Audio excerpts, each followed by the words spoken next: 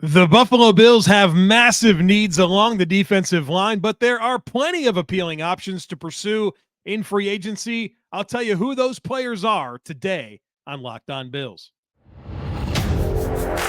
You are Locked On Bills, your daily Buffalo Bills podcast. Part of the Locked On Podcast Network, your team every day.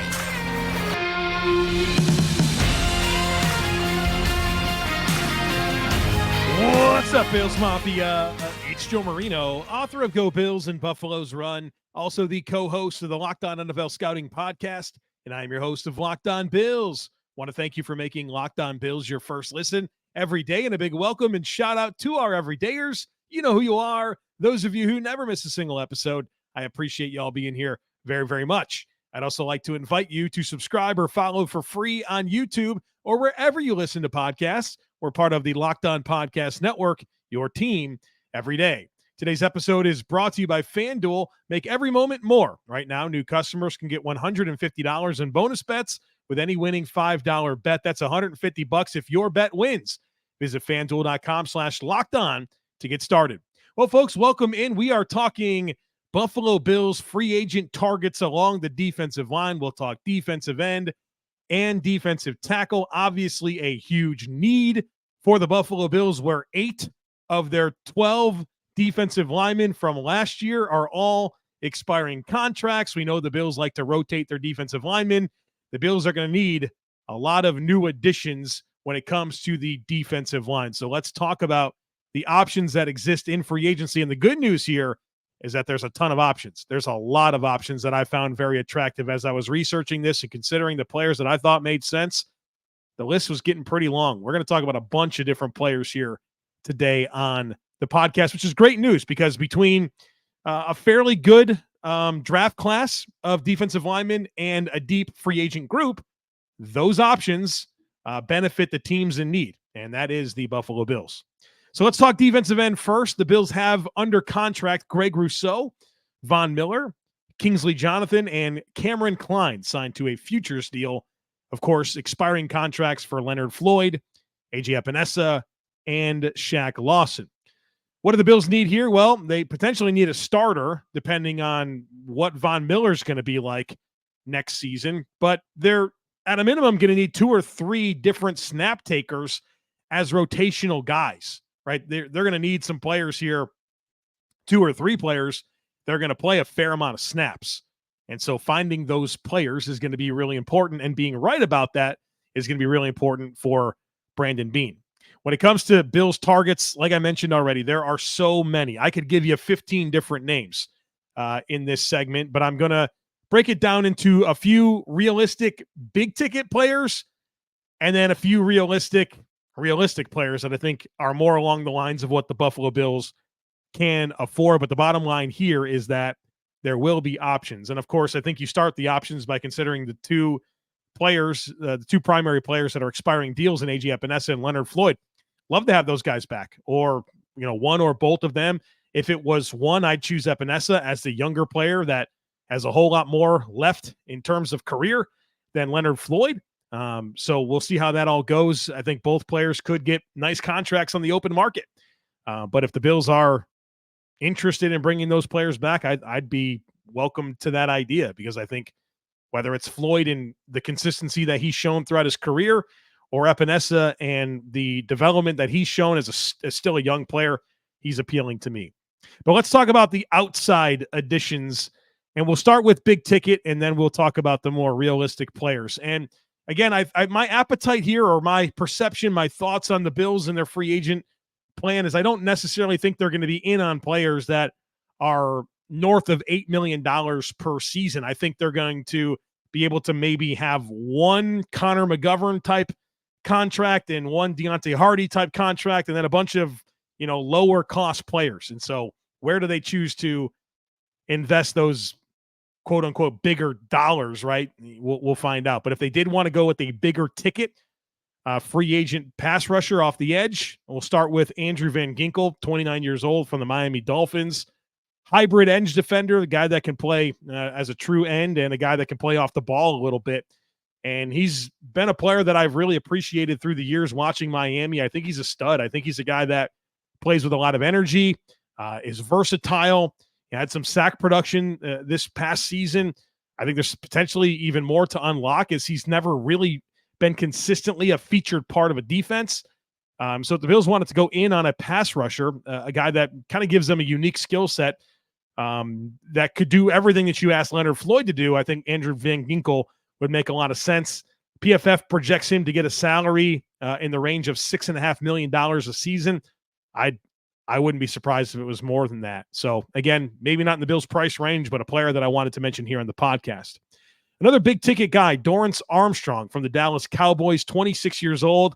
Dallas is pretty loaded when it comes to edge rushers between Micah Parson, DeMarcus Lawrence, Sam Williams, a good young player that they have, and then, of course, Dorrance Armstrong. You could see there being a path for them to move on from Armstrong because they are so good along the edge.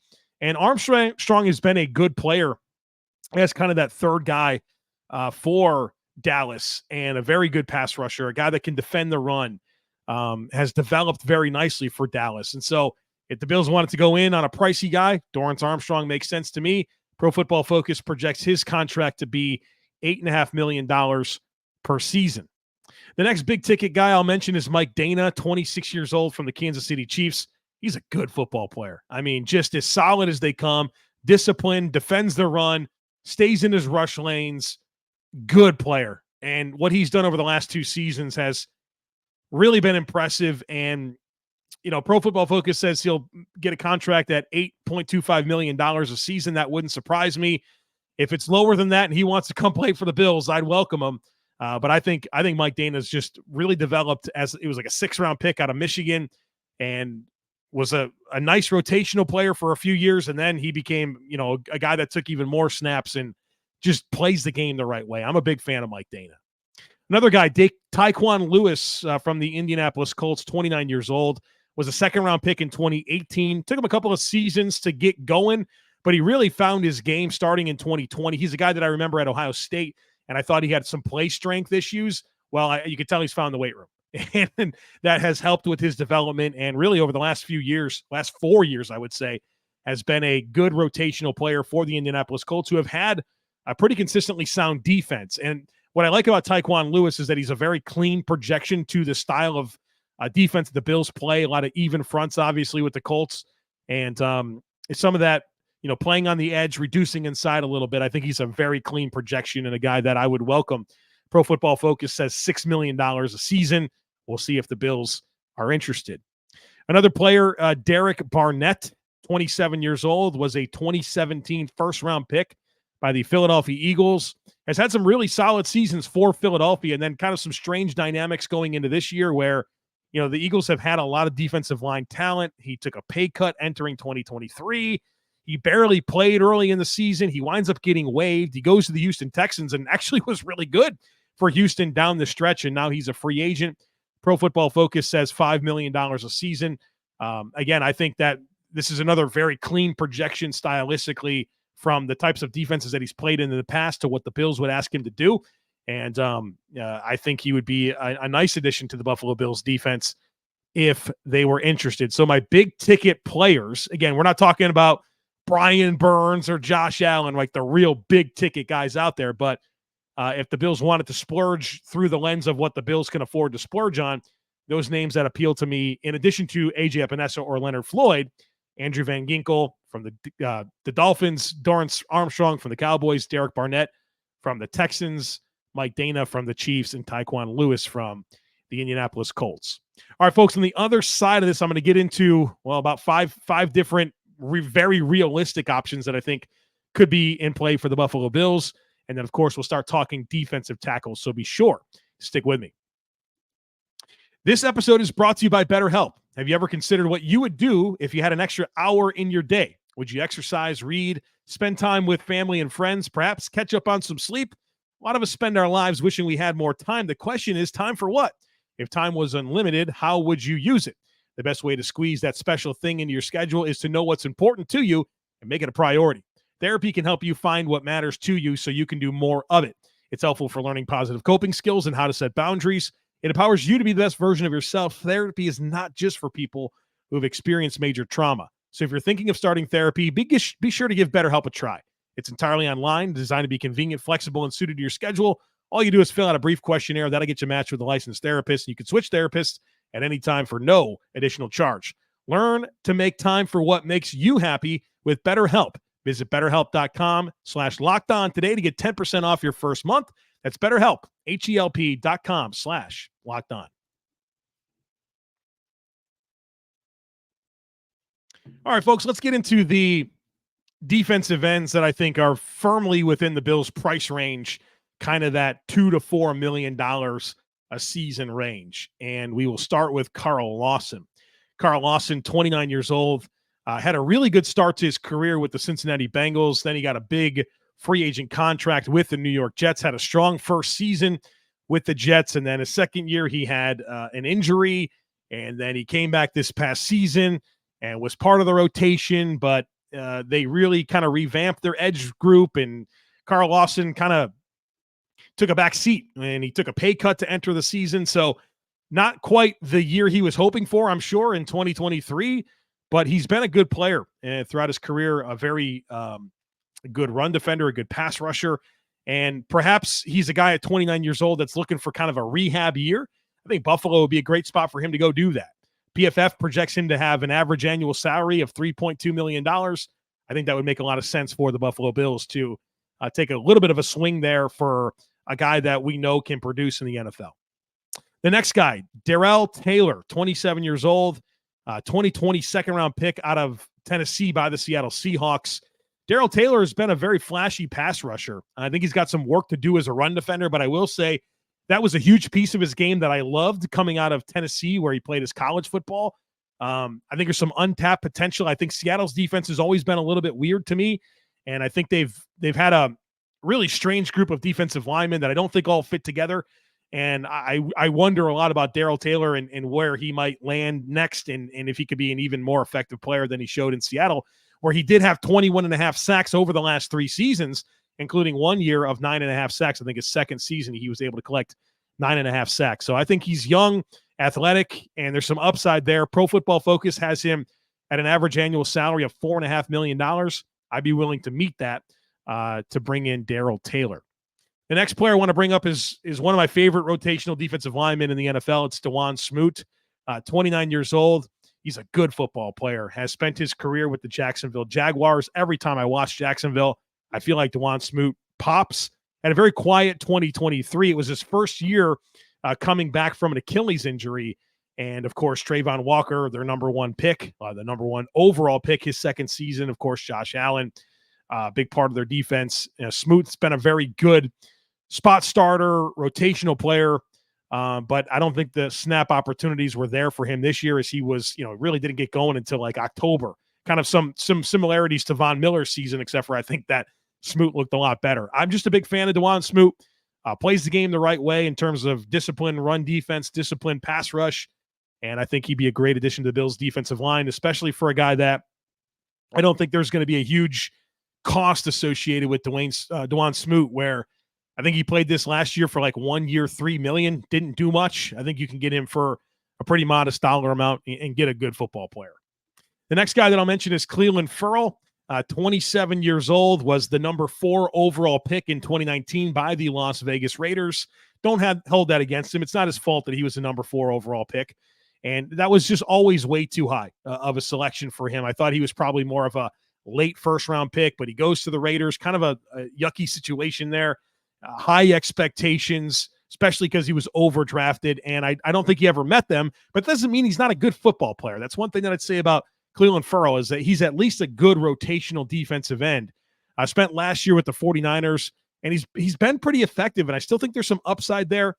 Very long arms, heavy hands, compression style player, can defend the run, and Pro Football Focus says 1 year, $2.75 million for him. I'd sign up for that all day long. I'll give you a deep sleeper. I'll give you a deep sleeper at both defensive end and defensive tackle. Here is our defensive end deep sleeper, and that's Trevis Gipson, 27 years old. Spent his first 3 seasons with the Chicago Bears. I loved watching him play in 2021. He had 7 sacks in 2021, and then I just don't think it ever clicked with him and the new coaching staff, with Matt Eberflus coming over there. and kind of fell out of favor. They gave him permission to seek a trade. Winds up going to Tennessee to start 2023. I thought he was pretty solid to start the season. Didn't play much down the stretch. As we know, Tennessee kind of flipped things upside down, releasing like Tierre Tart, and they kind of benched Trevis Gipson, just kind of some strange dynamics of their defense. But this is still a young player that when I watched him in 2021, I thought he was a good football player. And I think you get him in Buffalo, potentially a place where he could be the best version of himself and rekindle some of that hype that he had earlier in his career. So there's my deep sleeper in Trevis Gipson. So my realistic targets for the Bills at defensive end: Carl Lawson, Darrell Taylor, Dawuane Smoot, Clelin Ferrell, and Trevis Gipson. So there you are. There's 10, 11 names, I'm sure, along the defensive end group. Of course, if the Bills ultimately sign into these players, we'll do deep dive conversations, but just trying to be introductory today and let you guys know some of the names that make sense to me and get these conversations started in terms of who the Bills should target. All right, let's now transition to talking defensive tackle, where it's another primary need, in my opinion, along with defensive end, along with wide receiver, potentially along with safety. The Bills have Ed Oliver, and that's it. That's all they have. Eli Ankou, who's been a practice squad guy for the Bills for a number of years. He's back on a futures deal. But in terms of rostered players from last year, Ed Oliver, and then everyone else is an expiring contract. Daquan Jones, Tim Settle, Jordan Phillips, Poona Ford, Linval Joseph, all expiring contracts. Like I mentioned at the open, the Bills had 12 defensive linemen last year, 8 of them expiring contracts. So what do the Bills need here? Well, they need a starting one tech, and then they're going to need 2 to 3 rotational players behind Ed Oliver and this starting one tech, because we know the Bills are going to play a bunch of defensive linemen, a bunch of defensive tackles, and they need to solidify a lot here at this position. And very similar to the defensive end spot, there are so many different players that make sense to me. I could probably give you 15 names that would appeal to me. And so I think it's just going to come down to who the Bills like and who they like at a cost that makes sense to both parties. And I love the flexibility that this is going to give Brandon Beane at both positions here to say, hey, look, this is what we can offer. Take it. You can come play for a contender. You're going to get snaps. Like, we rotate defensive linemen. You're going to play, and take it or don't. And if you don't, we'll offer it to 12 other guys, right? Like, there's so many different opportunities out there. And so you kind of put these players in a spot where, they'll have to assess and consider, all right, is this the best move for me in my career?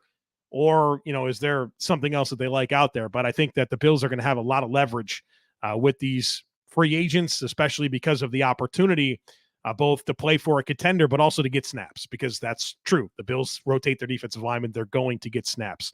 Now, I would fully be in favor of the Bills bringing back Daquan Jones and or Poona Ford. You bring both of those guys back, your one tech position is solidified. Daquan Jones, we know what he can be. And to me, if there's one free agent that the Bills have that I'd want them to bring back, it's Daquan Jones. And I feel like a lot of people feel very similarly about that. And I think he's awesome. I think he's obviously a very clean projection to the defense, because obviously he's played the last 2 years in the defense. And we've seen how Ed Oliver has responded. We've seen how the linebackers have responded to that. Would love Daquan Jones back. I'd also be happy with Poona Ford. You know how I feel about Poona Ford. I was a big champion of that signing when it happened. Disappointed by the lack of opportunity that he had. But maybe you bring him back and you kind of have Tim Settle and Jordan Phillips out of the way, and there's more of a clear path for him to step on the field. But I think there's more to unlock with Poona Ford. And so if he was willing to come back on a modest deal, I'd love to have him back. So, of course, who the Bills retain is obviously going to have a lot to do with who they go after. But I'd love to see Daquan Jones and or Poona Ford added back to the mix. All right. Well, they're probably still going to have to go to the free agent market to add some reinforcements, regardless of who they bring back. So in just a second here, I'm going to give you my big ticket and my realistic options for the Bills at defensive tackle. So be sure, stick with me. Get buckets with your first bet on FanDuel, America's #1 sportsbook, because right now new customers can get $150 in bonus bets with any winning $5 bet. That's $150 if your bet wins. You can bet on all your favorite NBA players and teams with quick bets, live same-game parlays, exclusive props, and more. And look, FanDuel's got everything going. Football's futures, hockey, NBA, whatever sports you're into, FanDuel has it available for you to get in on the action. And this deal right now, new customers getting $150 in bonus bets with any winning $5 bet is awesome. So check it out. Just visit FanDuel.com/lockedon and shoot your shot. FanDuel, official sportsbook partner of the NBA.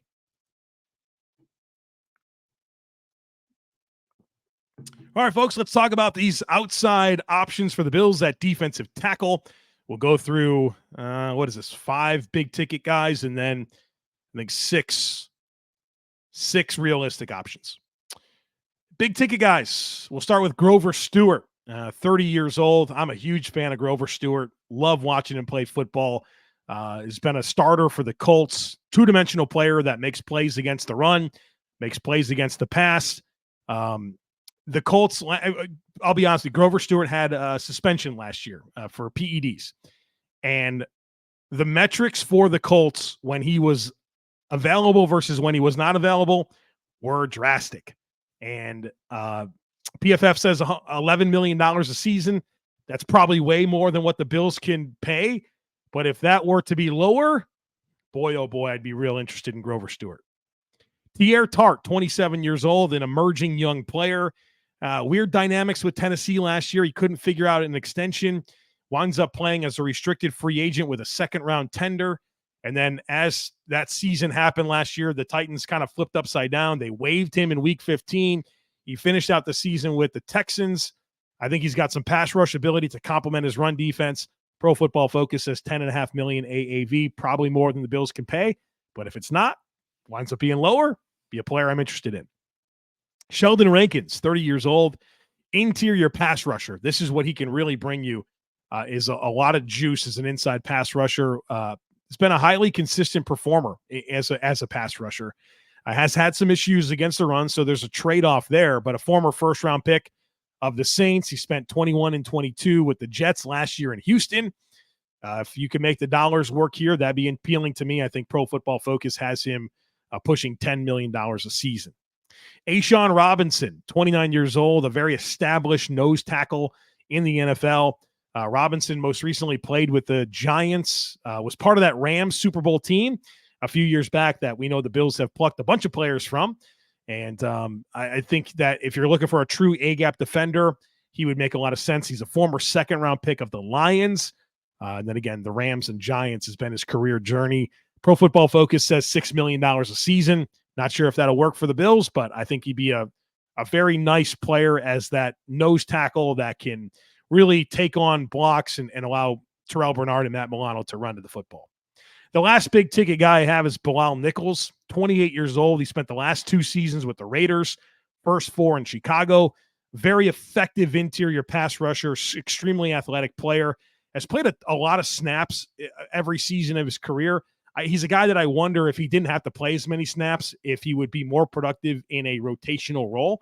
And, of course, the Bills would provide him that opportunity to do that. Pro Football Focus says $5 million a season to bring him in. So the big ticket guys, Grover Stewart, Pierre Tart, Sheldon Rankins, A'Shawn Robinson, Bilal Nichols. And then this batch of players that I think is very realistic for the Bills. Let's get into that. My first guy I'll bring up is Greg Gaines, 28 years old. Spent last season with Tampa Bay, the previous 4 with the Rams, who made him a 4th-round pick. Part of that Super Bowl team, as I keep mentioning. He's factored in as a run stuffer and a pass rusher. Maybe it's not his best season in Tampa this past year, but his final 2 with the Rams were really good. Played a high volume of snaps for LA. Has shown that rush potential. You know, you kind of look at Greg Gaines, you think run stopper, but that Super Bowl year, he was a very good pass rusher, and he played last year on a 1-year, $3.5 million deal. Didn't really move the needle much. Yeah, I feel like he could be an economic option with some upside for the Bills. The next player is another guy that I've just enjoyed his career so much. Shelby Harris, 33 years old, spent last season with the Browns, 2022 in Seattle, and then that 5-year stretch that he had prior to that with Denver is really what put him onto the scene as a quality defensive lineman in the NFL. Big fan of his game, one of my favorite players in the NFL, high character. And I think at this point in his career, at 33 years old, a rotational role is perfect for him to kind of just relieve Ed Oliver. He's versatile. I think he can play anywhere from the A-gap all the way to a 4-eye alignment. and would be a nice addition to any defensive line. PFF says 1 year, $3 million. Sign me up for that all day long. The next guy, Adam Butler, 30 years old, was most recently on the Raiders. Prior to that, he spent 1 season in Miami and then 4 with the New England Patriots. The name of the game with Adam Butler is interior pass rusher. He's brought a lot of value in that capacity throughout the years. I think he's an okay run defender, but the depth that he would bring as an inside rusher is appealing to me. I think when I think Adam Butler, I think cheaper, better version of what the Bills had in Tim Settle. So he would definitely be on my radar. Pro Football Focus has him as 1 year, $3.38 million player. I got 3 more guys to get to. Malcolm Roach, 26 years old.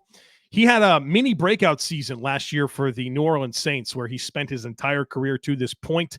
Should not be an expensive player, has not played a ton of snaps, but I love the run defense here. He's not a prototypical size guy, right?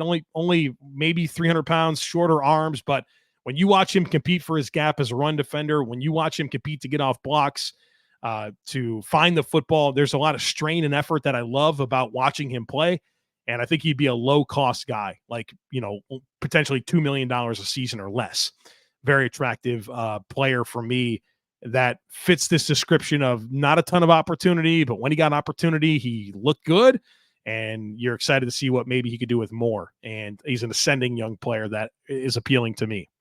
Sebastian Joseph-Day, 29 years old, spent the bulk of his career with the Rams. Then he went to the Chargers, and then finished last season with the 49ers. Again, the Chargers, another team that their season got flipped upside down, was a captain. Sebastian Joseph-Day was a captain for them, and then they cut him like right at the end of the season. He goes to the 49ers, a very balanced defender. Again, part of that Rams Super Bowl team. And I think he's a very clean projection to playing nose tackle for the Bills. He lives in the A-gaps. And, if the Bills don't bring back Daquan Jones, or they want some depth behind Daquan Jones, if they do bring him back, Sebastian Joseph-Day makes a lot of sense to me. Pro Football Focus has him as a $2.75 million AAV player. And then my deep sleeper for defensive tackle is James Lynch, 25 years old, was a 4th-round pick of the Vikings in 2020 out of Baylor. Really good college player. He won a bunch of awards his last season with Baylor. Had a quiet start to his career as a rookie, made some strides in 2021 and 2022, and then unfortunately tore his ACL in August of 2023. But as an appealing prospect in some regards, a guy that was showing some growth that I think will, from a football character perspective, really fit the Bills. For a guy that would be low cost, low risk, right? I mean, a guy with very little production that missed all of last season, you feel like it wouldn't cost you much. He's a player that really, really appeals to me. So my realistic options for the Bills, defensive tackle, Greg Gaines, Shelby Harris, Adam Butler, Malcolm Roach, Sebastian Joseph-Day, and James Lynch. I'd love for it to shake out like this. Bring back Daquan Jones, Ed Oliver, and then sign Greg Gaines, Malcolm Roach, something like that. Or maybe Adam Butler, something like that. I think you can get 2 or 3 of these players at both spots and just kind of revamp, reinvigorate this defensive line. And I know that a big piece of commentary around the Bills and the defensive line has been, all right, playoff elimination games, they don't show up. Well, you got an opportunity here to switch a lot of the personnel. A lot of the players that have frustrated you, you don't have to deal with them anymore. You can put some new names in here. And obviously, as we talked about at a couple of different times in the last week, there's a really new coaching staff. The Bills defensive coaching staff has been flipped upside down, like literally. So hopefully there's, that brings about a lot of new perspective, and you can start getting some different results in some of these high leverage moments. So there you have it. A ton of options for you here along the defensive line for the Bills to explore in free agency. And I'm sure you can expect a lot of movement here in the coming weeks. So head on a swivel as usual. All right, folks, there you have it. We have the defensive line options. Our next conversation and our final conversation for free agent preview is the linebackers, corners, and safety. So you have that to look forward to coming up on our next conversation. Don't miss it. Would love it if you took a second to rate, review, and share, and subscribe to the podcast. Have a great rest of your day. Go Bills.